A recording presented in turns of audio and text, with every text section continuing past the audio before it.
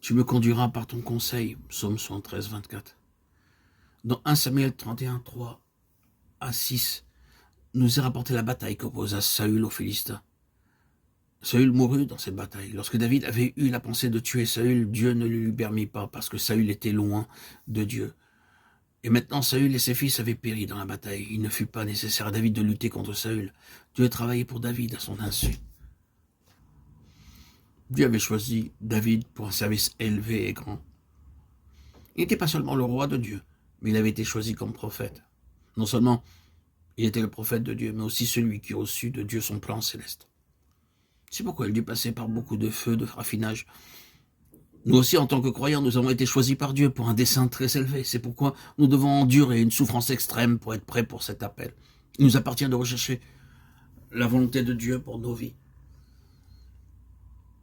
Dieu lui-même est mon souverain sacrificateur. Je peux aller à lui à tout moment. Le prêtre possédait 2 pierres, l'Urim et le Thummim, pour trouver la volonté de Dieu. Maintenant, le Seigneur Jésus-Christ a placé en moi ces 2 pierres, la lumière divine et la vérité divine. Selon le psaume 43, 3, lorsque je vais dans la maison de Dieu pour trouver la volonté de Dieu, sa lumière et sa vérité, le Christ, demeurant dans mon cœur, me guidera. Vous pouvez vérifier pour vous-même que non seulement Dieu vous fera recouvrer vos pertes, mais aussi que vos tristesses seront changées en joie lorsque vous revenez au Seigneur.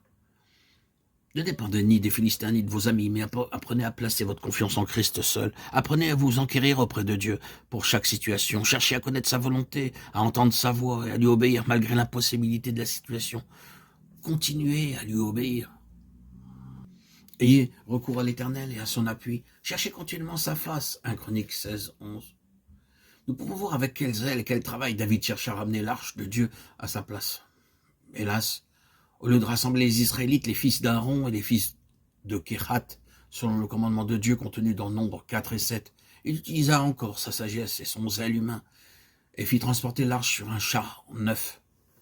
C'est ainsi qu'avaient pratiqué les Philistins selon 1 Samuel 6.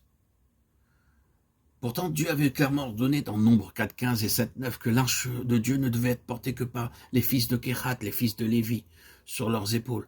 Elle ne devait jamais être transportée sur un char. Ainsi, l'arche fut placée sur un char. Sur le chemin, les bœufs trébuchèrent. Et lorsque Uza étendit sa main pour retenir l'arche, la colère du Seigneur s'enflamma contre Uza, de sorte qu'il le frappa et qu'il mourut. Ils ne purent donc pas ramener l'arche à sa place. Lorsque David commença à obéir et à se conformer à l'ordre divin révélé dans la parole de Dieu, ce fut avec une grande joie pour lui et tout le peuple qu'ils transportèrent l'arche de Dieu à sa place. 1 Chroniques 15, 28. Après ce grand événement, David écrivit le merveilleux cantique d'action de grâce du psaume 105. Louez l'Éternel, invoquez son nom, faites connaître parmi les peuples ses hauts faits. Versets 1 à 7, 14, 15.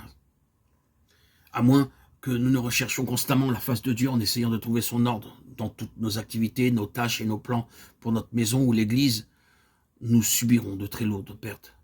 Nous ne pouvons pas être gouvernés par notre zèle, notre sagesse ou notre jugement propre.